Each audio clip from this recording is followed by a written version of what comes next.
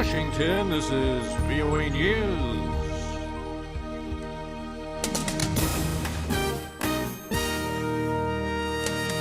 I'm Ray Kugel reporting. Deepening conflict in Yemen. Shiite Houthi rebels have seized the central Yemen city of Taiz.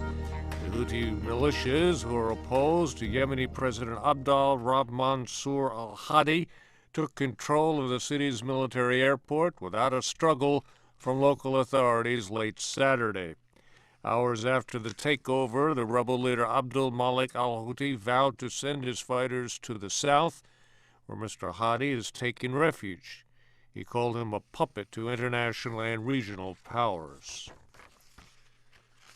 Tunisian President Baji Qaid Essebsi says that a third gunman in the massacre of tourists at the country's National Museum is on the loose.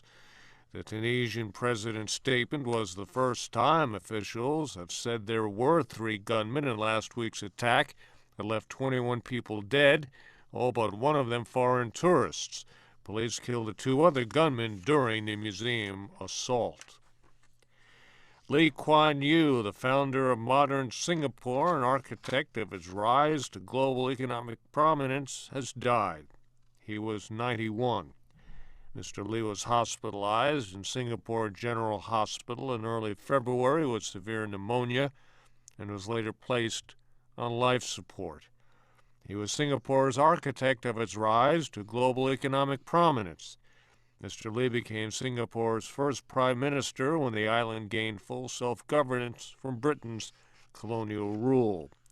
He ruled the island nation from 1959 until 1990. Pakistan's military says he killed at least 80 Islamist militants and lost 7 soldiers in fierce fighting near the mountainous Afghan border. The clashes have been taking place in the remote Tira Valley in the insurgency-plagued northwestern Khyber tribal district. This is VOA News. NATO's military commander says the West needs to consider sending defensive weapons to Ukraine to help it counter Russia's continued involvement supporting pro-Moscow separatists fighting Kiev's forces.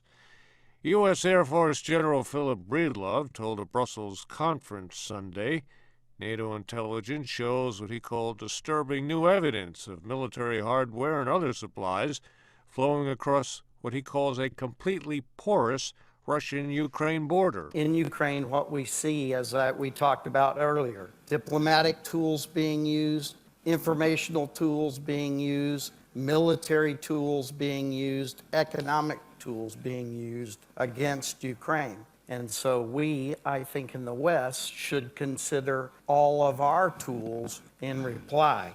Could it be destabilizing? The answer is yes. Also, inaction could be destabilizing. U.S. Air Force General Philip Breedlove. Insurgents captured 4 Syrian airmen Sunday after their helicopter crashed in a rebel-held area in northwestern Syria. Another crew member was killed by his captors, so the fate of a 6th airman is unknown. The British-based Syrian Observatory for Human Rights says the aircraft experienced a technical malfunction and made an emergency crash landing near Jabal al-Zawiya. Syria's state news agency did confirm one of its helicopters crashed in Idlib province. The UN says the Syrian Air Force uses helicopters extensively to drop barrel bombs, which are giant canisters packed with improvised munitions, and they are dropped on rebel-held positions.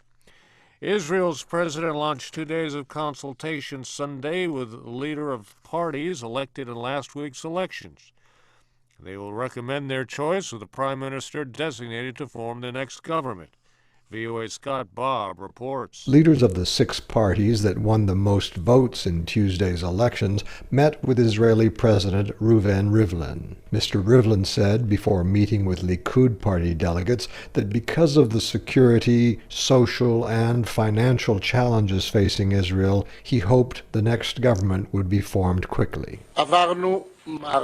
He says Israel had a stormy and passionate election campaign, and now is the time to start a process of mending and healing. The Likud party won 30 of the 120 seats in the Israeli parliament. As a result, its leader, Prime Minister Benjamin Netanyahu, is likely to be designated to form the next coalition government. Scott Bobb, Jerusalem. Despite fierce fighting around the Libyan capital Tripoli, UN-led peace talks in Morocco will be extended for 2 more days. Somali Defense Forces, together with African Union troops, have retaken the key island in the lower Juba region. Kudeh Island, located 130 kilometers southwest of Kismayo, was the last remaining stronghold for al-Shabaab militants in the country's south. Reports say the troops seized the island Sunday without encountering any resistance. I'm Ray Kugel in Washington. That's the latest world news from VOA.